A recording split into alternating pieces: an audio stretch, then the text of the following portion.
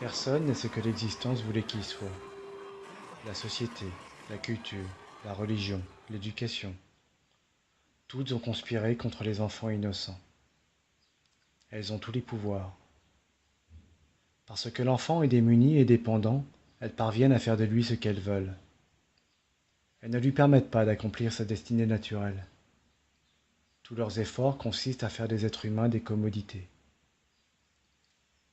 Si on laisse un enfant grandir tout seul, qui sait s'il sera d'une quelconque utilité aux intérêts en place? La société n'est pas prête à prendre le risque. Elle s'empare de l'enfant et commence à le modeler pour qu'il lui soit utile. D'une certaine manière, ça tue l'âme de l'enfant. On lui donne une fausse identité pour que son âme, son être, ne lui manque pas, mais ce substitut n'est utile que dans la foule qui vous l'a donné. Au moment où vous êtes seul, le faux commence à s'effondrer, et le réel réprimé commence à s'exprimer. D'où la peur d'être seul. Personne ne veut être seul. Tout le monde veut appartenir à une masse. Pas seulement une masse, mais à de nombreuses masses. On appartient à une masse religieuse, à un parti politique, à un Rotary Club. Il existe bien d'autres petits groupes auxquels on peut appartenir. On veut être soutenu 24 heures sur 24, car sans support, le faux est incapable de tenir le coup. Au moment où on est seul, on se met à ressentir une étrange folie. Pendant tant d'années, vous avez cru être quelqu'un, et d'un seul coup, dans un moment de solitude, vous commencez à ressentir que vous n'êtes pas cela. Cela crée de la peur. Alors qui êtes-vous? Et des années de répression. Pour que le réel s'exprime, il faudra du temps. Cet espace entre les deux a été appelé par les mystiques la nuit obscure de l'âme. Une expression très appropriée. Vous n'êtes plus le faux, et vous n'êtes pas encore le réel. Vous êtes dans les limbes. Vous ne savez pas qui vous êtes. En Occident, le problème est encore plus compliqué, car on n'y a pas encore développé de méthodologie pour découvrir le réel aussi vite que possible, afin de pouvoir écourter la nuit obscure de l'âme. L'Occident ne connaît rien de la méditation. Et méditer n'est que le nom que l'on donne au fait d'être seul, silencieux, en attente de l'affirmation du réel. Ce n'est pas un acte, c'est une relaxation silencieuse. Quoi que vous fassiez, cela viendra de votre fausse personnalité. Depuis tant d'années, toutes vos actions en sont issues. C'est une vieille habitude. Les habitudes meurent difficilement. Vous avez vécu tant d'années avec une fausse personnalité imposée par ceux que vous aimiez, que vous respectiez. Et ils ne vous faisaient pas de mal intentionnellement. Leurs intentions étaient bonnes. Mais leur conscience était tout simplement nulle. Ils n'étaient pas conscients. Vos parents, vos enseignants, vos prêtres, vos politiciens. Ce n'étaient pas des personnes conscientes. Ils étaient inconscients. Dans les mains d'une personne inconsciente, même de bonnes intentions s'avèrent être un poison. Ainsi, quand vous êtes seul, une peur profonde surgit. Tout à coup, le faux se met à disparaître. Et le réel va prendre un petit peu de temps. Il y a tant d'années que vous l'avez perdu. Vous devrez considérer le fait qu'un fossé, creusé depuis tant d'années, doit se combler. Pris par cette peur, je me perds. Je perds mon sens, ma santé mentale, mon esprit, tout.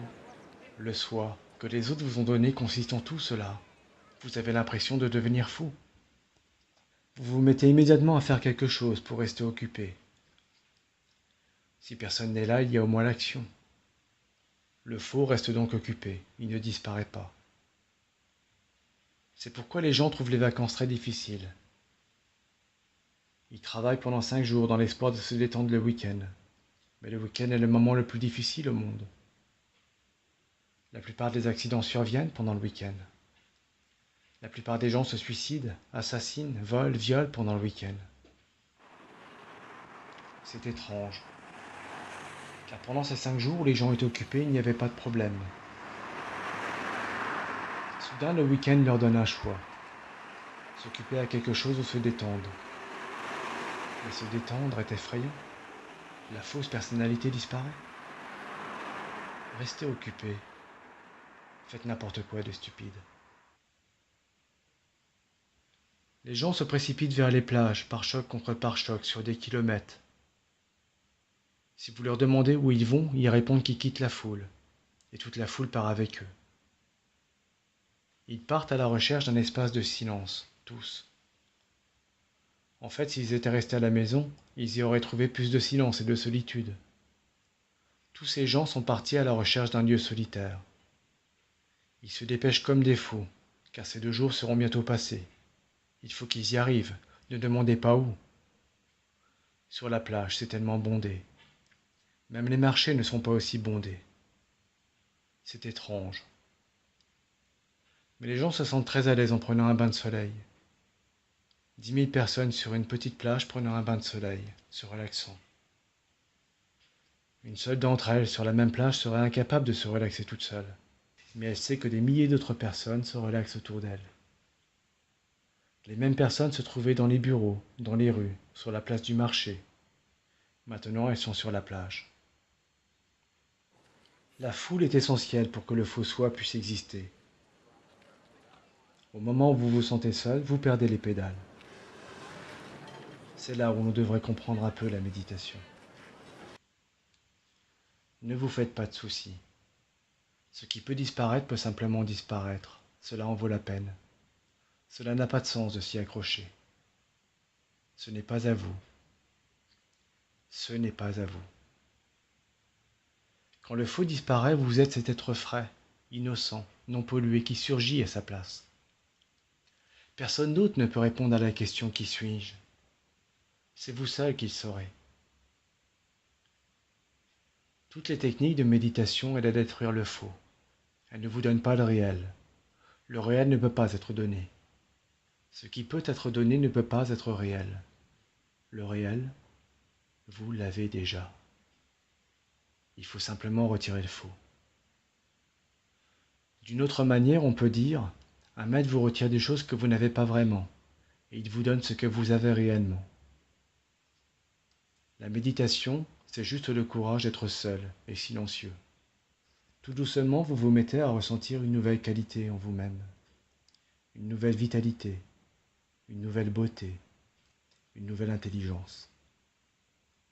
Elle n'est empruntée à personne, elle grandit en vous. Elle a ses racines dans votre existence même, et si vous n'êtes pas un lâche, elle fleurira, elle portera ses fruits. Seuls les braves, les courageux, ceux qui ont du cran peuvent être religieux. Pas les piliers d'église, ce sont eux les couards. Pas les hindous, les musulmans, les chrétiens, ils s'opposent à la recherche. Ils sont tous pareils. Ils essaient de consolider leur fausse identité. Vous êtes né.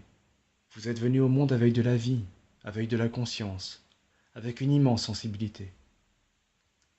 Regardez simplement un jeune enfant. Regardez ses yeux, sa fraîcheur. Tout cela était recouvert par une fausse personnalité. Il n'est pas nécessaire d'avoir peur. Vous ne pouvez perdre que ce qui doit être perdu. Et il est bon de le perdre rapidement, car plus cela reste longtemps, plus cela devient fort.